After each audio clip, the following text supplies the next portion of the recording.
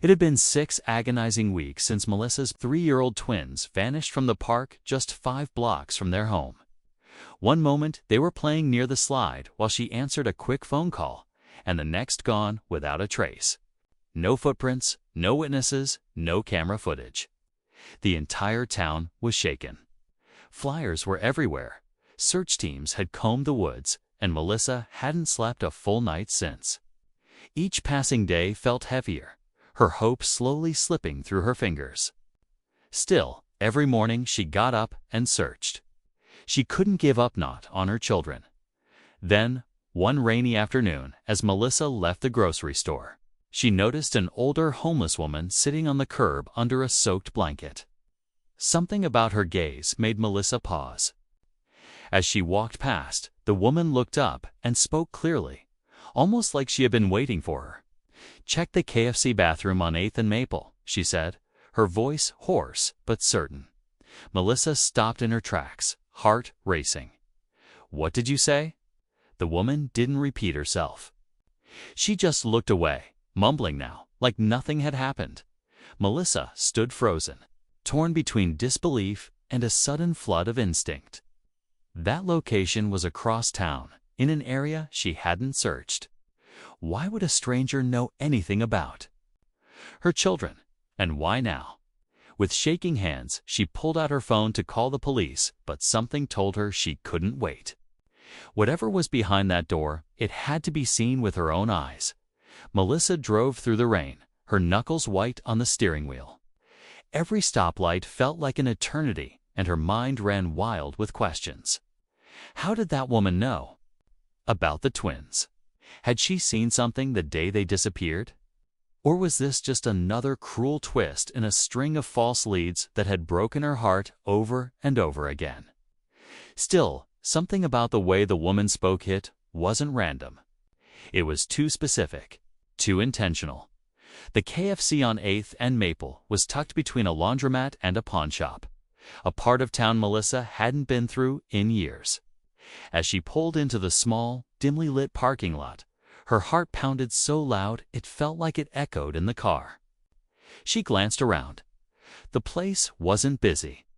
A couple of teens hung around by the door, and an older man sat slumped over a tray near the window. Melissa stepped inside, the warmth of fried food in the air feeling completely out of place with the icy fear in her chest. She didn't order anything, just walked past the counter, pretending like she knew where she was going. When she reached the bathroom door, she paused. Her fingers hovered over the handle. Behind her, someone cleared their throat. She turned sharply, just a staff member wiping tables. She took a deep breath. Then she pushed open the door. What she saw inside didn't make sense at first, but her eyes were already filling with tears. The bathroom was dimly lit, one flickering bulb casting uneven shadows across the tiled floor. Melissa stepped in slowly, her breath catching as she scanned the room. At first glance, it looked empty, no one in sight. But then she noticed something odd, a pair of tiny shoes tucked just beneath the last stall. Her heart jumped. She took a cautious step forward, whispering, "Hello." Her voice cracked from a mix of fear and hope. No reply came, but the stall door wasn't fully latched. Melissa reached out and gently pushed it open. What she saw nearly dropped her to her knees. There were 2 small backpacks, ones she recognized immediately. Her twins' names were embroidered on the fronts, faded but clear. Alongside them were half-eaten snacks, juice boxes, and a small pile of blankets. But the space was empty. No children, just traces of them. Evidence that they had been there recently. Tears welled in her eyes, but her instincts kicked in. She pulled out her phone to snap photos of everything, her hands trembling. She knew she needed to call the police, but a small voice inside her hesitated. What if calling now scared off whoever brought them here? Then came the sound of a door creaking open. Melissa froze. Footsteps echoed from the kitchen area just beyond the bathroom wall.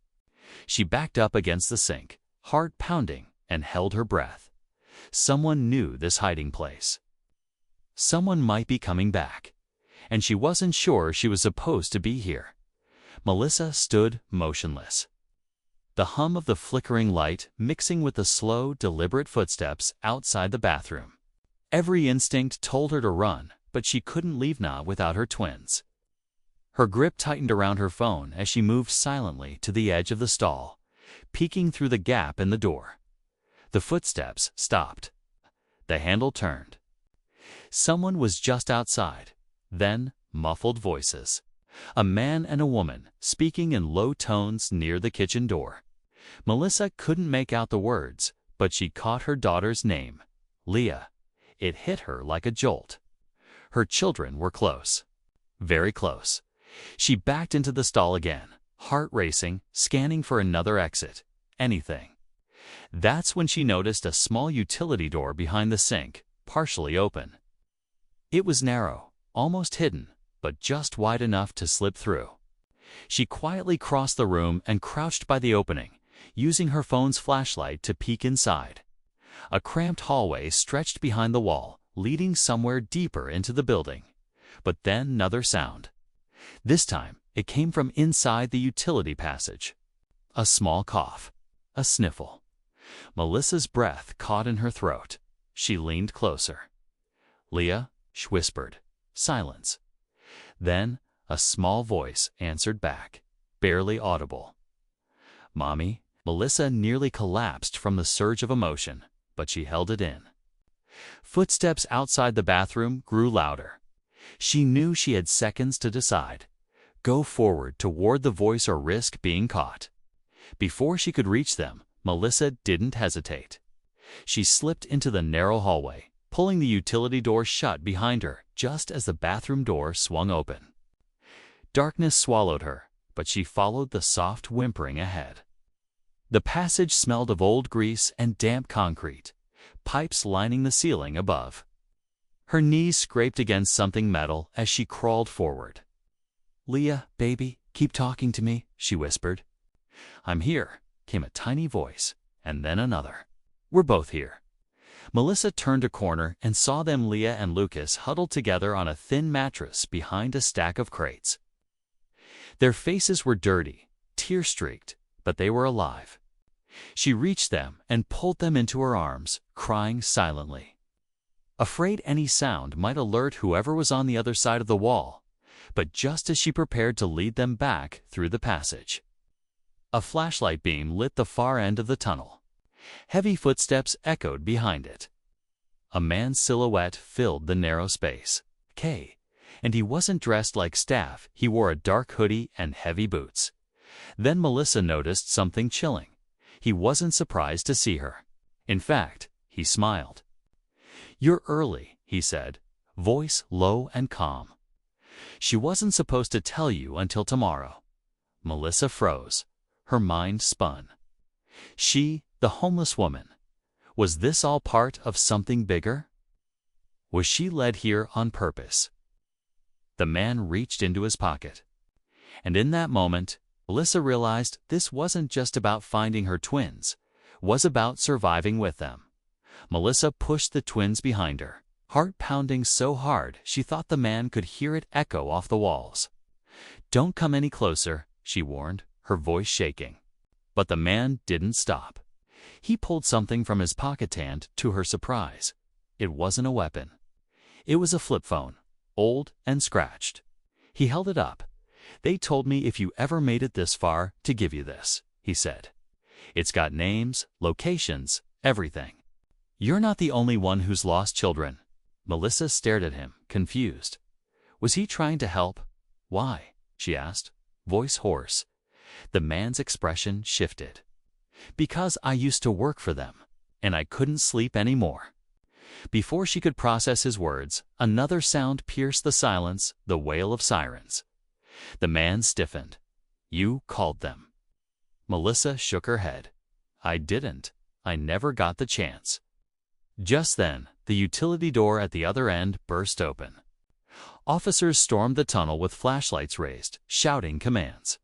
The man dropped the phone and raised his hands. He didn't run. Instead, he looked relieved.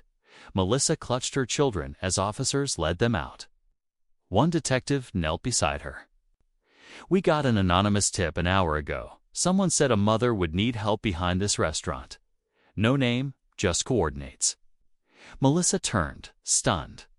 The homeless woman, she wasn't random. She was part of something bigger, and just. Like that, what started as a desperate search turned into the unraveling of a hidden network. The ride to the hospital was quiet, except for the gentle sound of the twins breathing against Melissa's shoulders. Doctors later confirmed they were tired, underfed, and scared, but unharmed. The detectives took the flip phone into evidence. And within days, it led to the arrest of 3 more individuals tied to an underground trafficking ring. Melissa gave a statement. But all she could think about was the woman on the curb, the one who had sent her to the right place at exactly the right time. Police searched for her. But she was nowhere to be found. No shelters had her name. No security cameras caught her face. It was like she'd vanished, leaving only that one whispered sentence behind. Melissa and her children moved in temporarily with her sister across town. She didn't go back to work right away. Instead, she focused on helping Leah and Lucas feel safe again, sleeping between them at night, walking with them during the day, slowly building trust and